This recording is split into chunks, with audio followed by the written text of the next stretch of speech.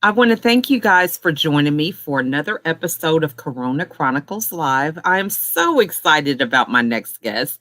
We have not had a chance to connect for some time now, but I'm glad that we're back together again. I have Chella with me today, and we are going to get into some good topics. But before we get started with that, I'm going to give her the opportunity to introduce herself. It is a pleasure to be here, Chella. I am a money relationship strategist, mostly work with women and awaken men. And I'm delighted to be here. For me, it's about what can I share that's going to help somebody out there listening get their money journey on track. That's it. What can you do? And even if you think you've heard it before, maybe today you're in a different place, so the information is going to sound differently. It's the same thing, but it's going to sound differently today. So that's my wish for you today. I love that because right now we have so many people who are being challenged with money. Whether they have a nest egg that they've saved because of this pandemic or their income has changed because of the pandemic. So I guess the first thing I would say is for somebody who is recognizing that they have a decrease in their income, this is something that's more of an immediate problem for them. What would be the first step that you would recommend for them to get their money back on track? And that is a definitely at least a $5,000 question. And I would say at least, I always put a value, right? We'll see how we end at the end of the show. I say start looking at the things that you are in automatic charge, that taken out of whether it's your bank account or whether it's your credit card, and look to see if you're no longer using them. One, and two, are those services really something that you can cancel at this point? They were great at one point in time, but it's a time to maybe just cancel, suspend them. A lot of companies are giving you the opportunity to suspend payments for a few months. So really look at that. In one person that I know, and he's pretty up there in the income, but he did this, and he's saving $500 a month just by doing this. So it can really add up, right? Because when you're an automatic or where the payment is an automatic, we don't really look at it every time, right? We look at it maybe when we look at the statement, but we don't always look at the statements. Right. So what can you delete? What can you cancel? What can you do to start trimming down your monthly obligations? I love that. And, so what have you found that we normally get it wrong when it comes to our money story?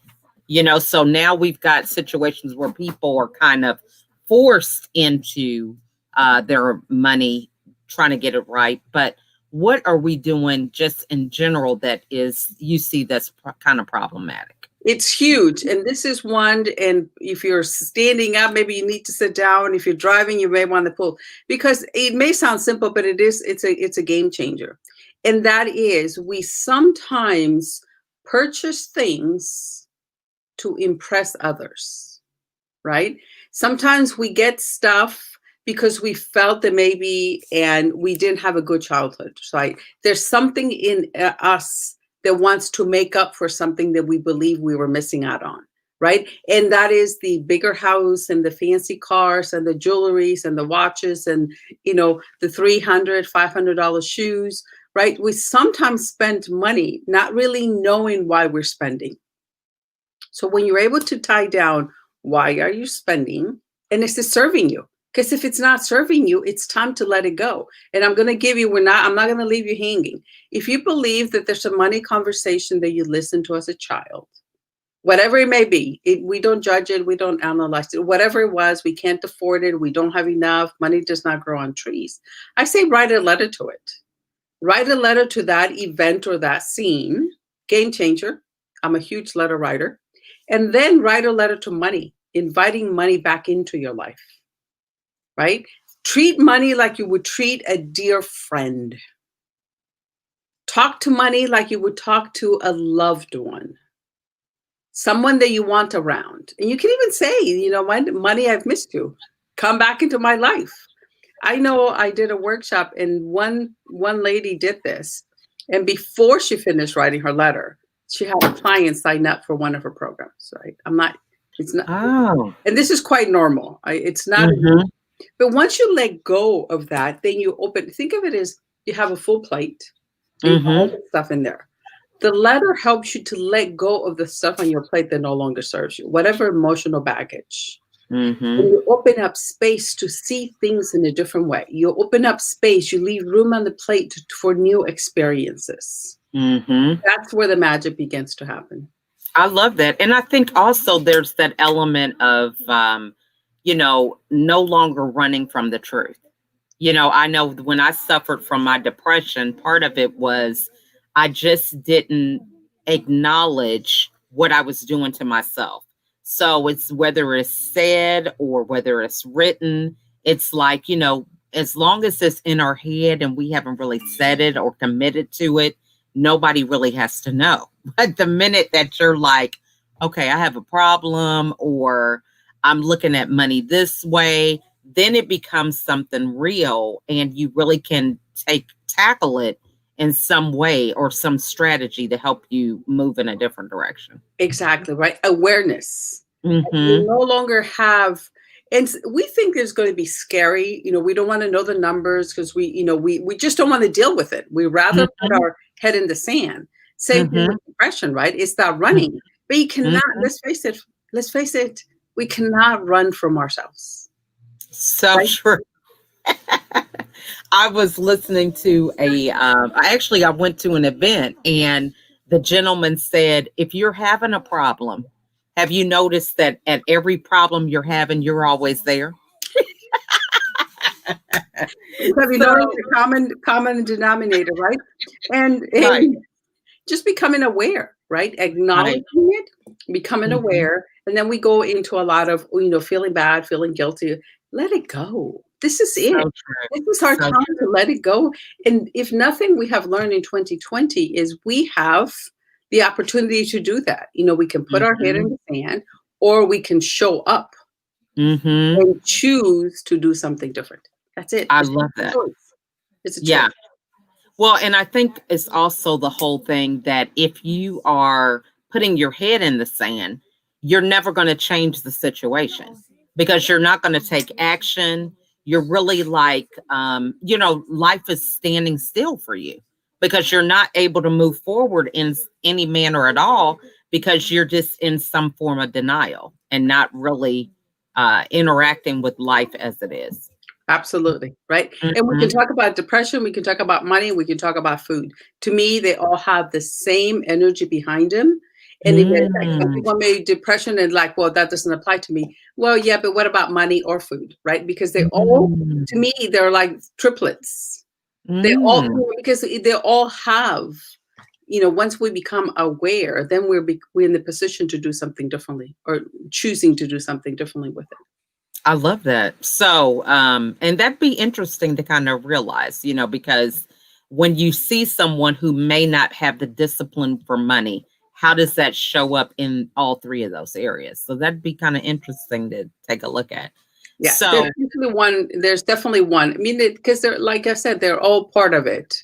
And mhm. sometimes we put on our sand about money, but then we concentrate on fitness. Or we concentrate on fitness and Mm, we let go, what I mean? So there's this thing, and it's we can never be balanced necessarily, but right. because that, let's face it, it's just impossible. What I mean? Life doesn't work Mhm, that way. We cannot treat our life like a pie and cut the little slices just perfectly. It just doesn't work that mhm. way, right? Let's Yeah. get real. I love that. So, what are some things that, baby steps that we can take? I think this is also a problem. Someone goes from being a very bad money manager, they're just like, okay, I realize I haven't been getting it right. I need to do something about it, to having this goal of like, this is where the get rich quick, so to speak, businesses are appealing because it's this mindset that, okay, now I'm aware so I can change it to the thousandfold tomorrow. Okay. So, what are the baby steps that we should be thinking of when it comes to turning around that situation? Yeah, I would say definitely, and I've done it. I fell for some of the coaching programs that promise you the overnight success. There is no such thing. There really Mhm. isn't. And I'm not saying people have not gone and done great things, but Mhm. they've been working at it for a while, right? Mhm. The idea, you don't go from an idea to $10 million overnight. Right. You worked on the idea for a while. So baby steps. I Mhm. say give yourself 4 weeks, Mm. right? We don't Okay. rush into it. We don't rush into Mhm. it. And the first Mhm. step is start keeping track of where your money is going. Mhm. Every day when you spend, whatever it is that you're doing with your money, write it down. Mhm. If you invest or spend or cost whatever it is over $1, you write it down on a piece of paper. At the end of the week, you divide that list. How much did you spend on wants? How much did you spend on needs? That's it. If you do Mhm. this task for 4 weeks, at the end of the 4 weeks, I guarantee you will see where you can make other money choices, right? Because Mhm. that's where you're going to find, when are you going out to dinner? I like to do it with the day of the week, like say Monday, Mm. Tuesday, whatever, because that's also going to tell you when are you really spending money. Is it on the weekends? And there's nothing wrong, and there's no wrong way Mm. of doing this, right? But let's say, for instance, Wednesday is bowling night, and that's when you tend to spend money, right? Because you Mhm. hang out with your buddies or whatever. What if you change that so that on Wednesdays you plan a different activity? You can still go Mhm. out and have fun. You can still go out and treat yourself, but you're putting yourself in a different situation. So you're not spending the money that you would normally spend. And again, it's Mm. not about taking all away, right? So let's say that you go bowling 3 times a week or 3 times a month. Mhm. What if you just go twice, right? Cutting back, Mm. you're already there. It's increments, right? You Mhm. know, we've all been on the diet, cutting out all the carbs that can only take you for so long, Mhm. whatever it is, right? So I want to be able to show you how you can do this. So not only at the end of the 4 weeks, you will have a spending plan. You'll know exactly what your numbers are. But this is something you're going to be able to maintain for many years, Mm. I right? This love is that. not a quick fix. This is just not an overnight success. This is 4 Mhm. weeks. And at the end of the 4 weeks, you're going to find, okay, you know what? I'm spending $300 on Saturdays. I need to do something differently with that. I love that. Or is it snacks? Is it lunch? Is it Mhm. coffee? Whatever it is. And then Mhm. cut it back, right? Decrease it. Mhm. That's Well, and I think that is so good because many times we're in this situation because we don't take that time to reflect. You think about it, you're, coming home from work, you haven't made dinner, so you just go to the closest, quickest place to eat food. And then it's just this cycle because you're on some form of autopilot and you're not able to think about the decisions that you're making. So it's taking that space to say, hey, you know what? Is this the best use of my money, for the things that I'm trying to accomplish? And also money and time, right? That's a perfect example. I could not have asked for a better setup, because in those cases, it really, and that's one of my favorite tips.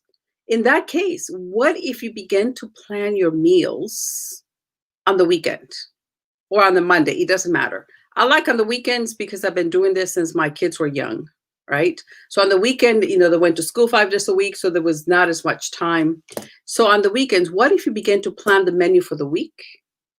So that way, you'll be saving all that money of going down for the quick whatever it is, like the quick grab a bite. And that stuff is expensive. One, and two, at home, you're going to be able to make healthier meals. And three, you're taking away the stress and the overwhelm of the lines and having to wait and you know what I mean? So there's so much more than money that you're saving here. Now, so, one of the things that I would say really along with that is the concept of saving. So we've got how we can cut back, how we can make our money stretch, but some people have never been savers. They understand the value in saving, but they just don't know where to begin. So, what kind of baby steps would you recommend for people to get started with saving? This is also one of my favorites. For one, I would like to start thinking about the account being a possibility account. So you're going to open up a possibility account. Let's say that you bank with ABC Bank. You're going to open this possibility account, I recommend, with a credit union, right? You're tricking yourself. Let's say that right now funds are limited. All you can do is put away $25 a month. I know other people say the 5%, the 10%, but all you can do at this point is $25. Start putting $25 into your possibility account and be consistent with it, right? As long as you're consistent, $25, and then at the end of 3 months, maybe you could increase that by, $10, $20, right? But you're getting into the habit of doing that. Even if you're able to have an automatic transfer into that account so that it's being done without you knowing that. What can you sell? Is there anything in the house that you have that you haven't used that you might be able to sell? Now is easier than ever for you to sell something. What side hustle, side gig can you do for a short time, strictly just so that you can build your possibility account? Into the possibility account, this could be for anything that you want. This could be to replace your tires, to get a new refrigerator, to go on a vacation, for short-term investments, whatever it may be, for 3 months of your monthly obligations, right? The more you continue to put in this account, this account continues to grow. When you watch, and this has been a game changer for my clients, when you begin to watch that account grow, and you can read and it makes it a lot easier for you to say no to what I call the shiny objects. The going out to dinner, and I'm not saying you don't go necessarily. Absolutely, I believe that you should treat yourself, right, within limits. But it makes it a lot easier when you begin to see that account grow. Then your mind is like, okay, do I want to go and buy that $300 pair of shoes or that $500 purse? Or do I want to put that money and put it into my possibility account, right? It makes it a lot easier. I love that because I think sometimes we just don't recognize the value of money.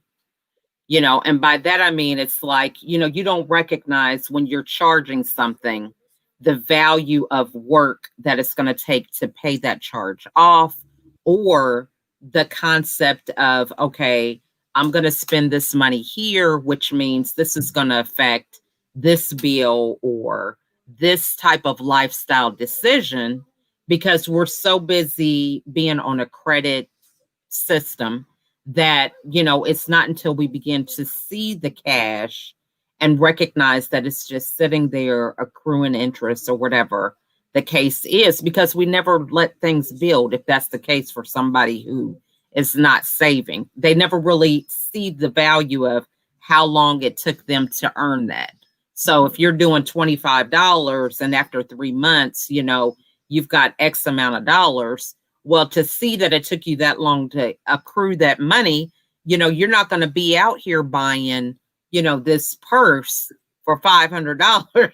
You see what I'm saying? When it took you so long to raise that kind of money.